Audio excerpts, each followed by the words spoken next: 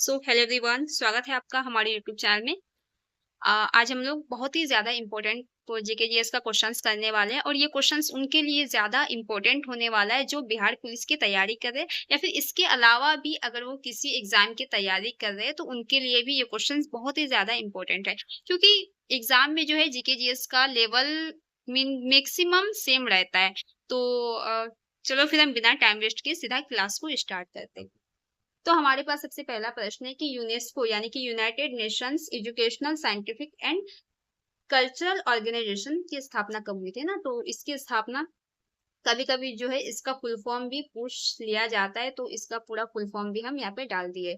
तो इसकी स्थापना जो है वो हुआ था 16 नवंबर 1945 को, है ना। 16 नवंबर 1945 को आप देख सकते हैं यहाँ पे शो आंसर ना, इसका आंसर दिया गया है। नेक्स्ट क्वेश्चन पे बढ़ते हैं कि यूनेस्को का मुख्यालय कहाँ है। ब्राइटनेस थोड़ा कम कर देते हैं। हाँ, तो नेक्स्ट क्वेश्चन है कि यूनेस्को का मुख्यालय कहाँ है। ऑप्शन ए है पेरिस, बी है ओस्लो, सी है रोम और डी है इस्तांबुल। तो यूनेस्को का मुख्यालय जो है वो है पेरिस में, है ना। नेक्स्ट क्वेश्चन है, यहाँ पे शो आंसर में देख सकते हैं हम लोग। नेक्स्ट है कि खरीफ की फसल कब बोई जाती है। तो खरीफ की फसल जो है वो जून जुलाई में बोई जाती है ना, जून जुलाई में इसको बोई जाती है। यहाँ पे आंसर इसका देख सकते हैं। नेक्स्ट है कि खरीफ की फसल कब काटी जाती है। तो काटी जाती है अक्टूबर नवंबर में इसको काटी जाती है। नेक्स्ट है कि भारत का प्रथम वायसराय कौन था। तो भारत का प्रथम वायसराय जो है वो लॉर्ड कैनिंग था। ठीक है, लॉर्ड कैनिंग भारत का प्रथम वायसराय था। नेक्स्ट क्वेश्चन है कि सहायक संधि भारत में ब्रिटिश क्षेत्र का विस्तार करने के लिए अभ्यास की जाने वाली सबसे महत्वपूर्ण नीतियों में से एक थी, जिसे जिसे था द्वारा पेश किया गया था, जिसे। हाँ, तो ऑप्शन ए है कि लॉर्ड विलियम, बी है लॉर्ड डलहौजी, सी है लॉर्ड वेलेजली और डी है लॉर्ड कॉर्नवालिस। तो इसका जो राइट आंसर होगा वो होगा लॉर्ड वेलेजली। ठीक है, इससे रिलेटेड यहाँ पे कुछ दिया गया है, तो आप लोग इसको भी ध्यान में रख सकते हैं, इसको पढ़ सकते हैं, बिकॉज ये भी काफी एग्जाम के पॉइंट ऑफ व्यू से इम्पोर्टेंट है। नेक्स्ट है कि कंप्यूटर भाषा किस क्षेत्र में उपयोगी है ना। ऑप्शन ए है व्यवसाय, बी है रेखाचित्र, सी है विज्ञान और डी है वाणिज्य। तो इसका जो राइट आंसर होगा वो होगा विज्ञान, यानी कि कंप्यूटर जो है वो विज्ञान के क्षेत्र में सबसे ज्यादा इसको इम्पोर्टेंट माना जाता है, कंप्यूटर की भाषा। नेक्स्ट है कि कंप्यूटर भाषा कोबोल किसके लिए उपयोगी है। ऑप्शन ए है व्यावसायिक कार्य, बी है ग्राफिक कार्य, सी है वैज्ञानिक कार्य और डी है इनमें से कोई नहीं। तो इसका जो राइट आंसर होगा वो होगा व्यावसायिक कार्य, है ना। इसका राइट आंसर होगा ऑप्शन ए यानी कि व्यावसायिक कार्य। नेक्स्ट है कि डॉक्ट्रिन ऑफ लैप्स नीति किसने बनाई थी। ऑप्शन ए है लॉर्ड कर्जन, बी है लॉर्ड माउंटबेटन, सी है लॉर्ड डलहौजी और डी है रॉबर्ट क्लाइव। तो इसका जो राइट आंसर होगा वो होगा लॉर्ड डलहौजी। इससे रिलेटेड भी यहाँ पे कुछ दिया गया है, तो आप लोग इसको भी अच्छे से पढ़ सकते हैं। ठीक है, क्योंकि इससे भी क्वेश्चंस आ सकता है, तो आप लोग इसको पॉज करके पढ़ सकते हैं। नेक्स्ट है कि निम्नलिखित में से किन कोशिकाओं में नाभिक नहीं होती है। ऑप्शन ए है मूल रोम कोशिका, बी है लाल रक्त कोशिका, सी है कि प्लेटलेट्स और डी है मोनोसाइट। तो नाभिक रस नहीं होता है लाल रक्त कोशिकाओं में, यानी कि ऑप्शन बी आपका राइट आंसर है। नेक्स्ट है कि वह सबसे छोटा जीव कौन सा है जो स्वयं विकास और प्रजनन करने में समर्थ है। ऑप्शन ए है विषाणु, बी है में जीवाणु होना चाहिए था, सी है कि माइक्रोप्लाज्मा और डी है बैक्टीरी यो फेज, है ना। तो इसका जो राइट आंसर होगा वो होगा माइक्रोप्लाज्मा, जो कि वो स्वयं ही विकास और प्रजनन कर सकता है ना, अपने बच्चे को वो जन्म दे सकता है। नेक्स्ट क्वेश्चन है कि मुगल सम्राट हुमायूं का मकबरा कहाँ पे है। ऑप्शन ए है काबुल, बी है दिल्ली, सी है शाहदराबाद बाग और डी है कुल्द बाग। तो इसका जो राइट आंसर होगा वो होगा दिल्ली में है, या दिल्ली में है। ठीक है, नेक्स्ट क्वेश्चन है कि विश्व बैंक का मुख्यालय कहाँ है। ऑप्शन ए है मनीला में, सी है वाशिंगटन डीसी में, बी है वाशिंगटन डीसी में, सी है न्यूयॉर्क और डी है जेनेवा। तो वर्ल्ड बैंक है ना, तो वो है वाशिंगटन डीसी, यानी कि आपका ऑप्शन बी सही है। नेक्स्ट है कि बंगाल सती विनिमय 1829 भारत के किस गवर्नर जनरल द्वारा लाया गया था ना। तो सती विनिमय है ना, ऑप्शन ए है कि एडवर्ड लो, बी है लॉर्ड विलियम बेंटिक। तो इसका आंसर जो होगा लॉर्ड विलियम बेंटिक। उससे रिलेटेड भी यहाँ पे कुछ दिया गया है, तो आप लोग यहाँ पे इसके बारे में और भी अच्छे से जान सकते हैं। नेक्स्ट है कि निम्नलिखित में से कौन सा कथन गलत है। ऑप्शन ए है कि पदार्थ के कण स्थिर अवस्था में होते हैं, बी है कि पदार्थ के कण बहुत छोटे होते हैं, सी है कि पदार्थ के कण एक दूसरे को आकर्षित करते हैं, और डी है कि पदार्थ के कणों के बीच रिक्त स्थान होते हैं। तो इसका जो राइट आंसर होगा वो ऑप्शन ए इसका सही है, यानी कि पदार्थ के कण जो है वो स्थिर अवस्था में होते हैं ना, इसका सही आंसर ए होगा। नेक्स्ट है कि निम्न में से कौन ना तत्व है और ना ही यौगिक है। तो ऑप्शन ए है वायु, बी है जल, सी है पारा और डी है नमक। तो इसका जो राइट आंसर होगा वो होगा वायु। ना वो तत्व है और ना ही वो यौगिक है। नेक्स्ट है कि जल शोधन में कौन सी प्रक्रिया का उपयोग किया जाता है। ऑप्शन ए है कि प्रासरण, बी है विपरीत प्रासरण, सी है कि साइटोलिसिस और डी है टरगर डाब। तो इसका राइट आंसर जो होगा वो होगा विपरीत प्रासरण। नेक्स्ट क्वेश्चन पे बढ़ते हैं कि स्वतंत्र भारत के गवर्नर जनरल कौन थे ना। ऑप्शन ए है कि राजा जी, सी है लॉर्ड माउंटबेटन। स्वतंत्र भारत को पूछ रहा है ना, तो इसका राइट आंसर होगा लॉर्ड माउंटबेटन। इससे रिलेटेड यहाँ पे कुछ दिया हुआ है, तो इसको भी आप लोग ध्यान में रख सकते हैं। नेक्स्ट है कि जीवन की मूलभूत इकाई क्या है। ऑप्शन ए है कोशिका, बी है ऊतक, सी है अंग और डी है राइबोसोम। तो जीवन की जो मूलभूत इकाई है वो कोशिका है, क्योंकि हमारा पूरा बॉडी जो है वो सेल से बना हुआ है। नेक्स्ट है कि प्रोटीन संश्लेषण में निम्न कोशिकांगों में से किन की भूमिका सबसे अधिक होती है।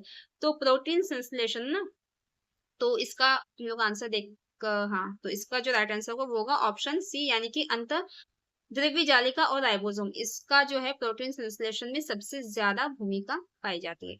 नेक्स्ट क्वेश्चन है कि भारतीय राष्ट्रीय कांग्रेस के अध्यक्ष जो सेशन के प्रारंभ में से जेल चले गए ना, जो सेशन के प्रारंभ में से जेल चले गए। ऑप्शन ए है कि सी आर दास, बी है सी विजय राघवाचारी, सी है कि आर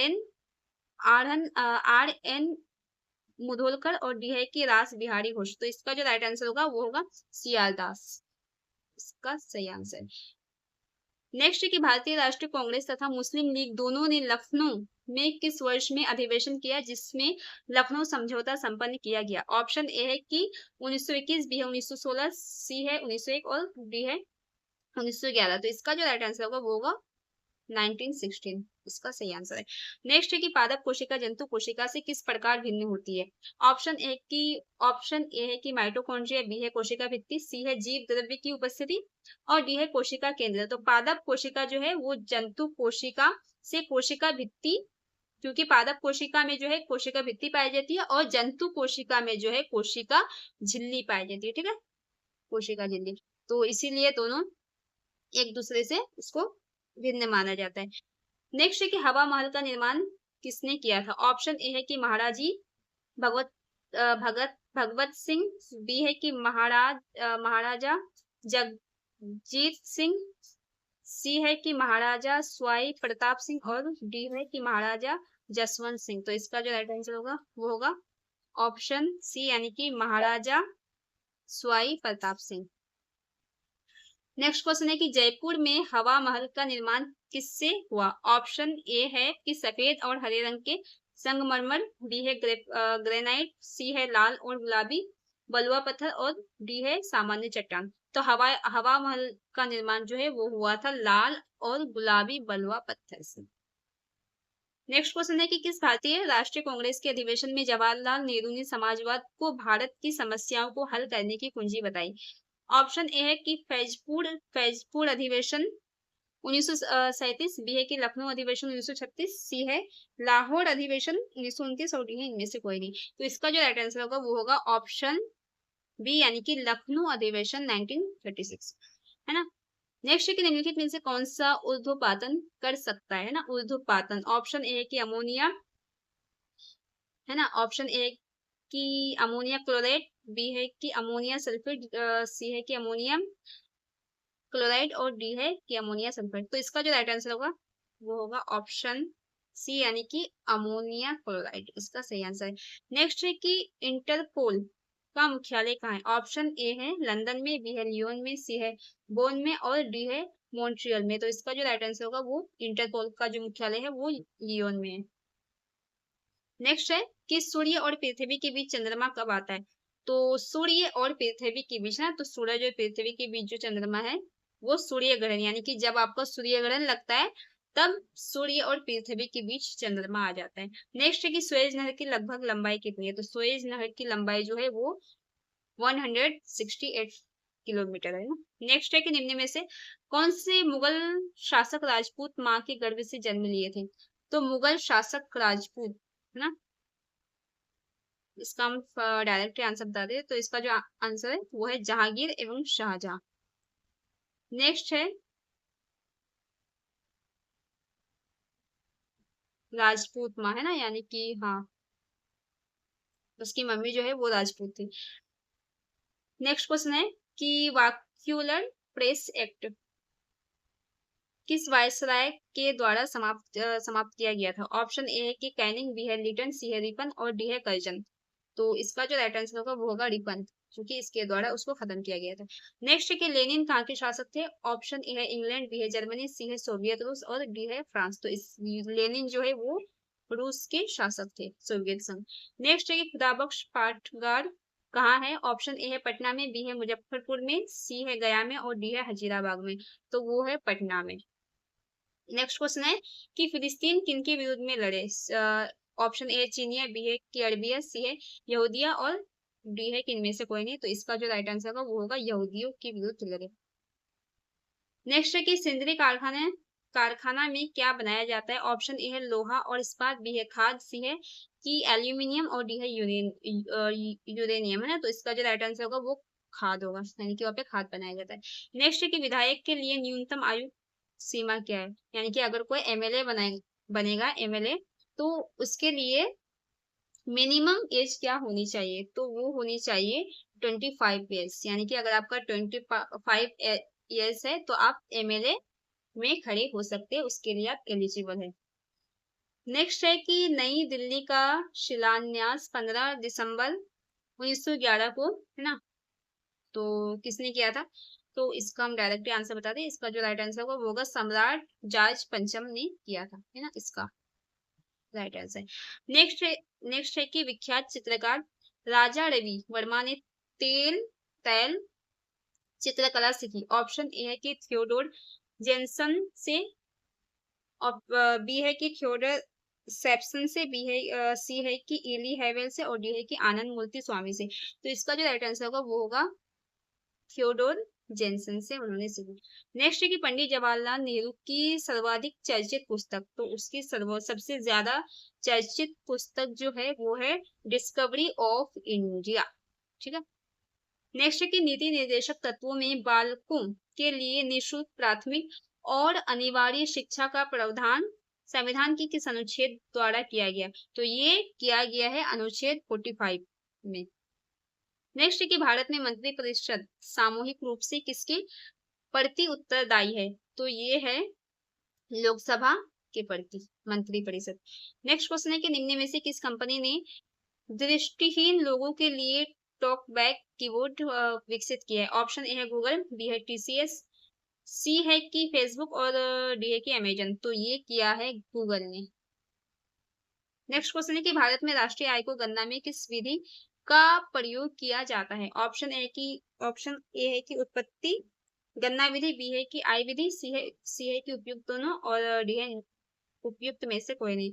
तो इसका जो राइट आंसर होगा वो होगा उपयुक्त दोनों, यानी कि आपका उत्पत्ति गणना विधि भी होगा और आय विधि भी होगा। नेक्स्ट क्वेश्चन है कि हड़प्पा सभ्यता किस युग की थी, तो ये था कांस्य युग की सभ्यता थी।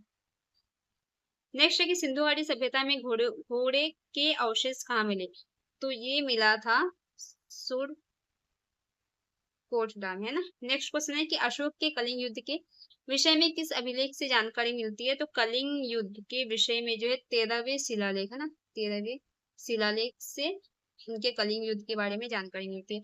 नेक्स्ट है कि पोर्टजोल क्या है, तो पोर्टजोल जो है पोर्टजोल एक इंग्लैंड के युद्ध प्रयत्नों भारतीयों का सहयोग प्राप्त करने हेतु, इसका राइट आंसर होगा। नेक्स्ट है कि भारत में चंदन की लकड़ी के वन सर्वाधिक कहाँ पाए जाते हैं सबसे ज्यादा, तो वो पाए जाते हैं नीलगिरी की पहाड़ी में। ये क्वेश्चन इंपॉर्टेंट है। तो गाइस हम लोग का जो है लगभग कितना क्वेश्चंस हो गया। हाँ, तो 50 क्वेश्चंस हम लोग का कंप्लीट हो चुका है, जो कि काफी ज्यादा इंपॉर्टेंट है। और ये जो है ये आपका सेट 1 है, ठीक है, सेट 1 है ये। और इसके बाद अगर आप लोग सपोर्ट करेंगे तो ऐसे ऐसे ऐसे ऐसे और भी हम लोग सेट जो है लाते रहेंगे। तो अगर आपको वीडियो अच्छी लगी तो वीडियो को लाइक करें, चैनल में अगर नए हैं तो चैनल को सब्सक्राइब करें। तो फिर मिलते हैं नेक्स्ट वीडियो में, तब तक के लिए बाय।